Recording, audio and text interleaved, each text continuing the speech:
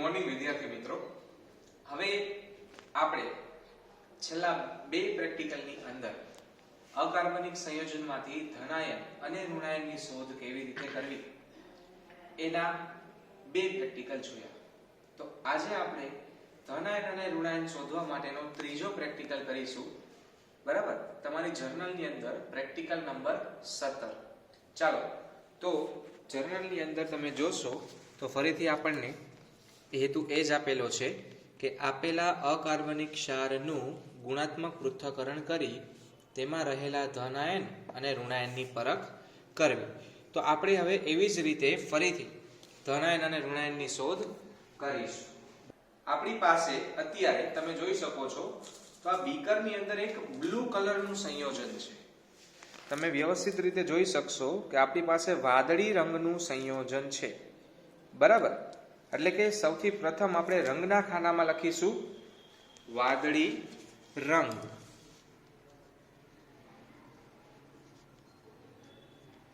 બરાબર, ચાલો હવે આપણે ટેક્સ્ટ બુકની અંદર જો જોઈએ તો ટેક્સ્ટ બુકની અંદર પેજ નંબર 64 પર આપણને રંગ માટેનું કોષ્ટક આપેલું છે. ચાલો તમે જોઈ શકો છો પેજ નંબર 64 પર જે કોષ્ટક આપેલું છે એની અંદર વાદળી રંગ ધરાવતું સંયોજન Cu+2 છે અથવા વાદળી રંગ બીજો કોબાલ્ટ સંયોજન CO+2 બતાવે છે.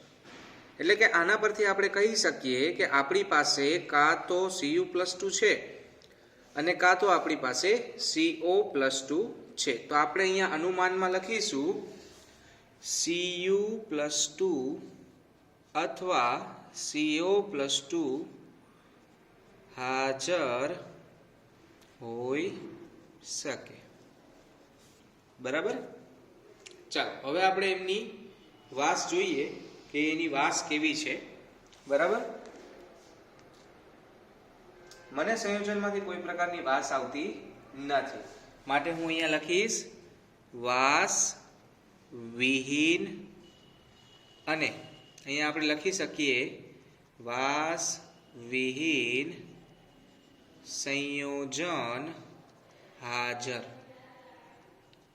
ચાલો, ત્યાર પછી 0.5 ગ્રામ ક્ષારને સૂકી કસનળીમાં ગરમ કરતા શું થશે? તો ચાલો આપણે 0.5 ગ્રામ ક્ષારને સૂકી કસનળીમાં ગરમ કરીએ. ચાલો તમે જોઈ શકો છો તો અહીંયા મેં કસનળીની અંદર જે આપણો બ્લુ કલરનું સંયોજન છે એ બ્લુ કલરનું સંયોજન અહીંયા કસનળીમાં લીધેલું છે. તો ચાલો આપણે એને હવે ગરમ કરીએ કે એમાં શું ફેરફાર થાય છે.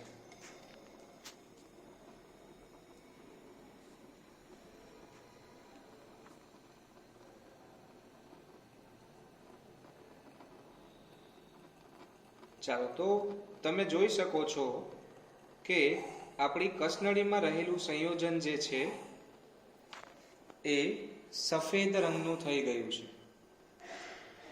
બરાબર, તમે જોશો કે નીચે જે કોઈ પણ સંયોજન રહેલું છે એ સફેદ રંગનું થઈ ચૂક્યું છે. બરાબર, મતલબ કે ગરમ હતું ત્યારે સફેદ રંગનું છે અને ઠંડુ હતું ત્યારે તે બ્લુ રંગનું છે. બરાબર, ચાલો હવે આને થોડી વાર આપણે ઠંડુ થવા રાખી દઈએ. ચાલો હવે તમને અહીંયા કોષ્ટક 7.7 આપેલું છે પેજ નંબર 64 પર ટેક્સ્ટ બુકમાં.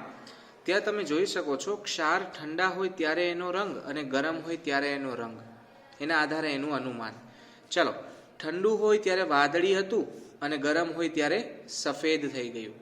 મતલબ કે એ આપણને Cu+2 ની હાજરી બતાવે છે. જો એવું બીજું કોઈ જ નથી કે જે ઠંડુ હોય ત્યારે વાદળી હોય, ગરમ હોય ત્યારે સફેદ હોય. તો અહીંયાથી આપણે કહી શકીએ કે આપણી પાસે Cu+2 હાજર છે. ચાલો, તો સૌથી પહેલા તો આપણને પાણીની બાષ્પ જોવા મળે છે તથા ક્ષાર ઠંડો હોય ત્યારે વાદળી અને ગરમ હોય ત્યારે સફેદ દેખાય છે. માટે આપણે કહી શકીએ કે આપણી પાસે Cu+2 હાજર છે. આપણો ધન આયન આપણને મળી ગયો છે. બરાબર. રંગીન સંયોજનોની જ્યોત કસોટી ન કરવાની હોય માટે રંગીન સંયોજન હોવાથી ચલો Ca+2 Ba+2 Sr+2 ગેરહાજર. ચાલો ત્યારબાદ આપણે બોરેક્સ મણકા કસોટી કરીએ. બરાબર. તો બોરેક્સ મણકા કસોટી પણ કરવાની જરૂર નથી, કેમ કે આપણે Cu+2 ઓલરેડી મળી ગયું છે. તેથી આપણે અહીંયા તમારા પેજ નંબર 66 પર જે તમને અવલોકન આપેલું છે, પેજ નંબર 66 પર તમને જે આપેલું છે એ અવલોકન આપણે ત્યાં લખીશું. બરાબર. ચાલો તો સૌથી પહેલા ઓક્સિડેશન કરતા જ્યોત હોય ત્યારે, ઠંડુ હોય ત્યારે તે વાદળી રંગનું બતાવે છે અને ગરમ હોય ત્યારે લીલા રંગનું બતાવે છે. એવી જ રીતે રિડક્શન કરતા જ્યોતની અંદર એ ઠંડુ હોય ત્યારે લાલ છે અને ગરમ હોય ત્યારે તે સફેદ એટલે કે રંગવિહીન છે, જે આપણને Cu+2 હાજર છે એવું સૂચવે છે. બરાબર. ત્યાર પછી કોલસા પોલાણ કસોટી અને કોબાલ્ટ નાઇટ્રેટ કસોટી આપણે કરતા નથી. ચાલો ત્યાર પછી આપણે ઋણ આયનની પરખ કસોટી કરવાની છે. જો અહીંયાથી આપણને આ વખતે શું ફાયદો થયો છે, ગઈ વખતે આપણને ઋણ આયન મળી ગયો હતો, આ વખતે આપણને ધન આયન મળી ગયો છે. તો ચાલો હવે આપણે પ્રથમ ઋણ આયન કસોટી કરીએ અને આપણા ક્ષારની અંદર મંદ H2SO4 નું દ્રાવણ ઉમેરીને ગરમ કરીએ. ચાલો હવે મેં આપણા સંયોજનની અંદર મંદ સલ્ફ્યુરિક એસિડ ઉમેરેલું છે. તમે જોઈ શકો છો તે ઓગળીને બ્લુ રંગનું આપણને દ્રાવણ આપે છે. ચાલો હવે આપણે એને ગરમ કરીએ અને જોઈશું આપણે કે મંદ સલ્ફ્યુરિક એસિડની હાજરીમાં તે શું પ્રક્રિયા કરે છે. તો તમે જોઈ શકો છો એ ખૂબ જ તીવ્રતાથી મંદ સલ્ફ્યુરિક એસિડની અંદર ઓગળવા લાગ્યું છે. બરાબર. અને ક્ષાર આપણો સંપૂર્ણપણે એમાં દ્રાવ્ય થઈ ચૂક્યો છે. બરાબર. હું જરા એને સ્મેલ કરીશ.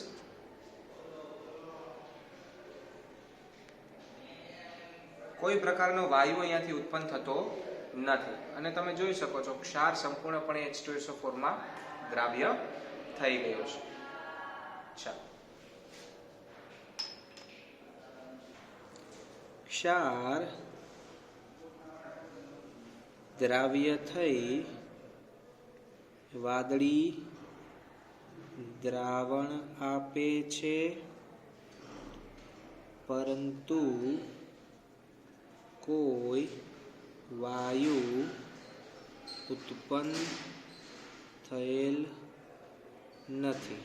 મતલબ કે હવે પેજ નંબર 51 પર તમને જે કોષ્ટક આપેલું હતું ત્યાંથી આપણે જે કોઈ પણ ઋણ આયન હતા એ બધા જ અહીંયા ગેરહાજર બતાવીશું. ચાલો CO3-2 S-2 SO3-2 NO2- CH3 COO- ગેરહાજર. ચાલો ત્યારબાદ હવે આપણે શું કરીશું, તો હવે આપણે ક્ષારને સાંદ્ર સલ્ફ્યુરિક એસિડમાં ઉમેરી અને ગરમ કરીશું. તો ચાલો આપણે એ પ્રક્રિયા કરીએ. ચાલો હવે મેં આપણા ક્ષારની અંદર સાંદ્ર સલ્ફ્યુરિક એસિડ ઉમેરેલું છે અને હવે હું એને ગરમ કરીશ. ચાલો અને આપણે ચેક કરીશું કે શું એમાંથી કોઈ પ્રકારનો વાયુ ઉત્પન્ન થાય છે કે નહીં. તમે જોઈ શકો છો કે તમારું સંયોજન છે એ વાદળીમાંથી સફેદ રંગનું થઈ ચૂક્યું છે. બરાબર. ચાલો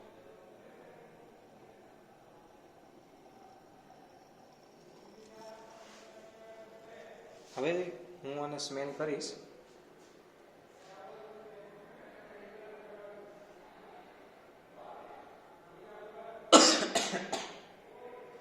ચાલો મને ગળામાં ખંજવાળ આવતી હોય એ પ્રકારનો વાયુ ઉત્પન્ન થયો હોય એવું જણાય છે.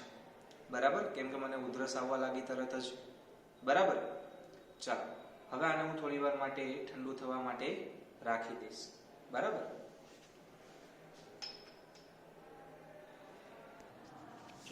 સૌથી પહેલા આપણે લખીશું ક્ષાર વાદળી રંગ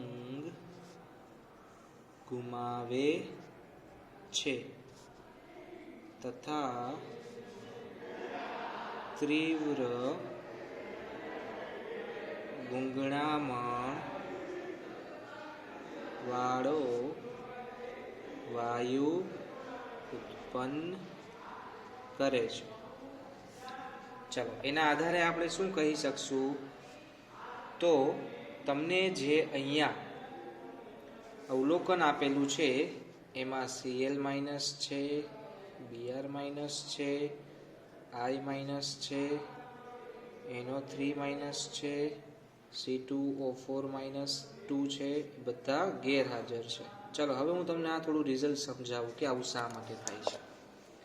ચાલો હવે તમે જ્યારે મંદ H2SO4 નાખી CuSO4 ને ગરમ કરો છો ત્યારે મંદ સલ્ફ્યુરિક એસિડ એનું ઓક્સિડેશન કરવા માટે સક્ષમ હોતું નથી. એટલે તે એનું ઓક્સિડેશન કરી શકતું, ટૂંકમાં કોપર છે એ એમાંથી માંથી સીવ થવા સક્ષમ નથી હોતું. પણ તમે જ્યારે સાંદ્ર સલ્ફ્યુરિક એસિડ વાપરો છો ત્યારે સલ્ફ્યુરિક એસિડમાં રહેલો સલ્ફર SO2 તરીકે એમાંથી મુક્ત થાય છે. બરાબર, અને એના લીધે તમને શ્વાસ લેવામાં તકલીફ પડે છે અને ઉધરસ આવે છે જ્યારે વાયુ તમારા બોડીની અંદર જાય છે.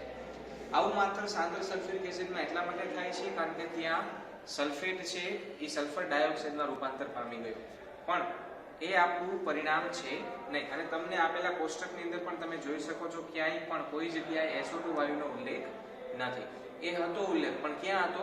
મંદ સલ્ફ્યુરિક એસિડમાં. જો SO2 વાયુ ઉત્પન્ન થતો હોત તો આપણને ત્યાં જ ખબર પડી છે. મતલબ કે અહીંયા આપેલા બધા જ આયનો કેવા છે? ગેરહાજર છે. ચાલો ત્યાર પછીની આપણને કસોટી આપેલી છે કે તમારું જે ક્ષારનું પાણીમાં બનાવેલું દ્રાવણ છે એની અંદર થોડો એસિડિક કરેલું સોડિયમ કાર્બોનેટનું નિષ્કર્ષણ ઉમેરીશું અને પછી BaSL2 પણ એ ઉમેરવાની જરૂર નથી. તમારું જે ક્ષારનું દ્રાવણ છે એની અંદર આપણે ડાયરેક્ટ BaCl2 ઉમેરીશું. ચાલો હવે આ આપણું પાણીમાં બનાવેલું દ્રાવણ છે અને એની અંદર આપણે BaCl2 ઉમેરીશું અને ચેક કરીશું કે આપણા સંયોજનની અંદર SO4-2 હાજર છે કે નહીં.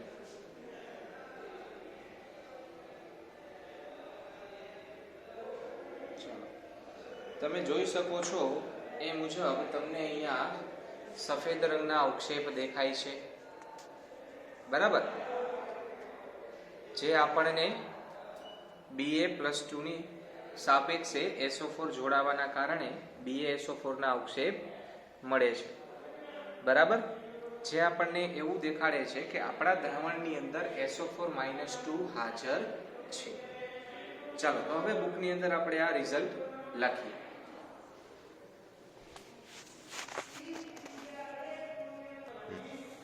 ચાલો આપણે અહીંયા લખીશું સફેદ અવક્ષેપ મળે છે, જે આપણને SO4-2 ની હાજરી સૂચવે છે. એવી જ રીતે અહીંયા પણ આપણે શું લખીશું? લેડ એસિટેટ કસોટીમાં સફેદ અવક્ષેપ મળે છે અને એ પણ આપણને SO4-2 ની હાજરી સૂચવે છે. બરાબર, ચાલો આ ફોસ્ફેટ કસોટી છે જે આપણને મળતી નથી એટલે આપણે લખીશું પીળા અવક્ષેપ મળતા નથી, જે બતાવશે કે PO4-3 ગેરહાજર. ચાલો આપણને આપણો ઋણાયન મળી ગયો છે SO4-2, તો આપણે એની કસોટી લખીશું. સૌથી પહેલા ક્ષારનું પાણીમાં બનાવેલું દ્રાવણ વત્તા BaCl2, જે આપણને સફેદ અવક્ષેપ આપે છે અને અહીંયાથી SO4-2 હાજર એવું સાબિત થાય છે.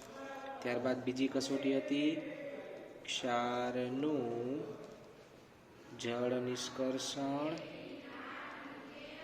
વત્તા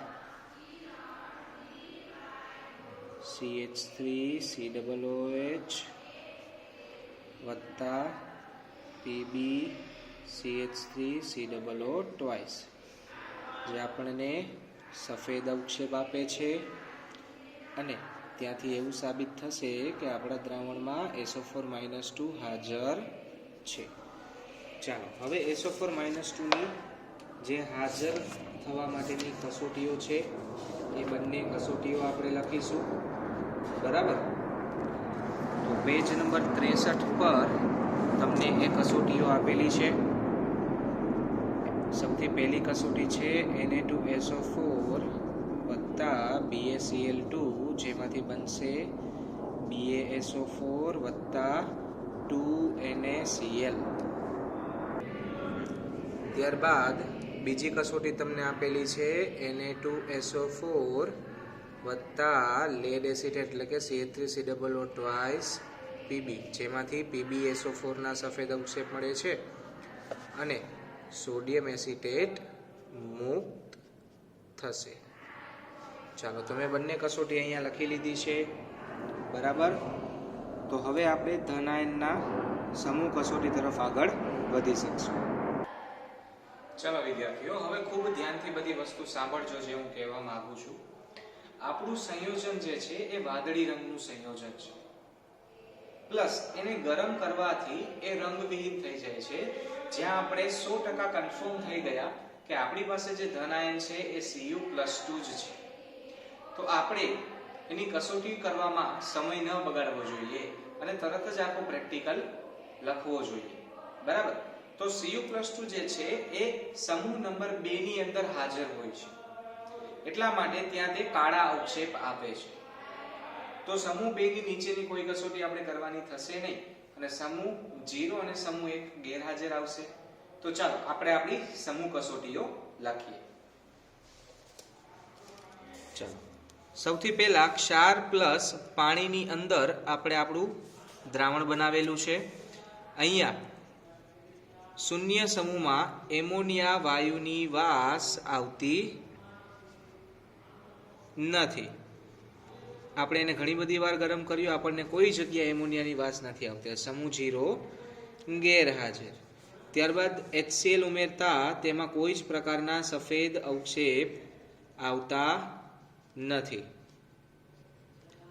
બરાબર, તેથી આપણે કહી શકીએ સમૂહ 1 પણ ગેરહાજર છે. પરંતુ સમૂહ 2 એટલે કે જ્યારે આપણે એમાંથી H2S વાયુ પસાર કરીએ છીએ આપણને કાળા અવક્ષેપ મળશે, જે Cu+2 હાજર બતાવે છે, સમૂહ 2 હાજર. બરાબર, ચાલો હવે આ કોઈ જ કસોટી કરવાની નથી, એટલા માટે સમૂહ 3 ગેરહાજર, સમૂહ 4 ગેરહાજર આવશે, સમૂહ 5 ગેરહાજર આવશે અને સમૂહ 6 પણ ગેરહાજર આવશે. ચાલો હવે આપણે સમૂહ 2 ના ધન આયનનું વર્ગીકરણ કરવાનું છે. તો તમારી ટેક્સ્ટ બુકની અંદર જ્યાં સમૂહ કસોટીઓ આપેલી છે ત્યાં તમને સમૂહ 2 ના આયનોનું વર્ગીકરણ આપેલું છે અને લખેલું છે. જો પેજ નંબર 73 પર, પેજ નંબર 73 ઉપર તમને હેડિંગ આપેલું છે સમૂહ 2A અને સમૂહ 2B ના ધન આયનના નિર્ણાયક કસોટીઓ. ચાલો હવે એને અલગ કેવી રીતે કરવા, તો એ એકદમ સરળ વસ્તુ છે. બરાબર, એના માટે આપણે કોઈ જ વધારે મહેનત કરવાની પણ જરૂર નથી. તમે જોઈ શકો છો અહીંયા તમને એમ કીધું છે Pb+2 અને Cu+2 કાળા અવક્ષેપ આપે છે. બરાબર, જે એમોનિયમ સલ્ફાઇડની અંદર અદ્રાવ્ય છે. હવે જો Pb+2 હાજર હોત તો એ પહેલા સમૂહમાં જ આપણને ખબર પડી ગઈ હોત. તો તમારે આ બંને કસોટીઓ લખવાની છે અને એમને કહેવાનું છે. પ્લસ તમે અહીંયા જોઈ શકો છો કે તમને એક એવી સરસ કસોટી આપેલી છે તમને જે અવક્ષેપ મળે છે તેને મંદ નાઇટ્રિક એસિડ સાથે ઉકાળી તેમાં થોડા ટીપા આલ્કોહોલના ઉમેરી મંદ H2SO4 ઉમેરો. જો તમને Pb+2 સફેદ અવક્ષેપ હોય તો મળશે, અને જો અવક્ષેપ ન મળે તો એ આપણને Cu+2 ની હાજરી બતાવે છે.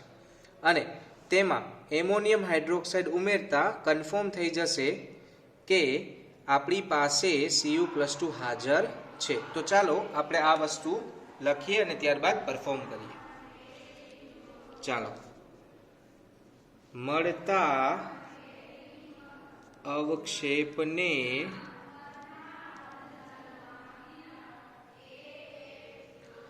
મંદ નાઇટ્રિક એસિડ HNO3 માં ઉકાળી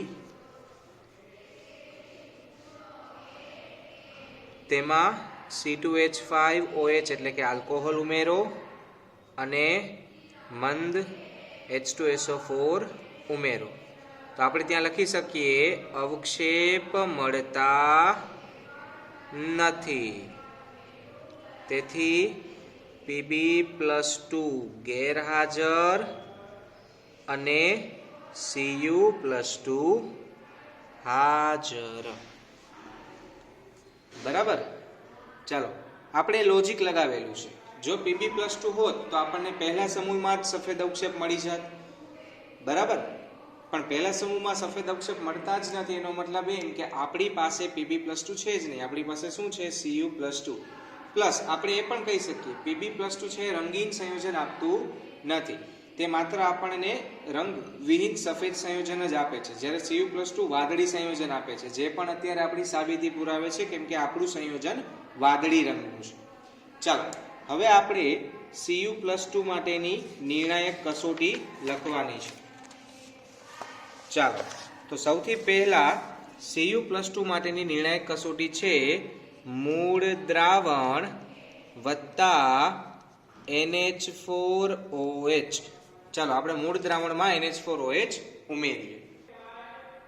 તો જ્યારે પણ આપણે કોઈ રંગીન સંયોજન આપેલું હોય અને આપણે એના રંગ પરથી જ એવું કન્ફર્મ કરી લીધું હોય કે આપણી પાસે આ જ ધનાયન છે, ત્યારે હંમેશા એકવાર એની એક નિર્ણાયક કસોટી કરીને ચેક કરી લેવું જોઈએ.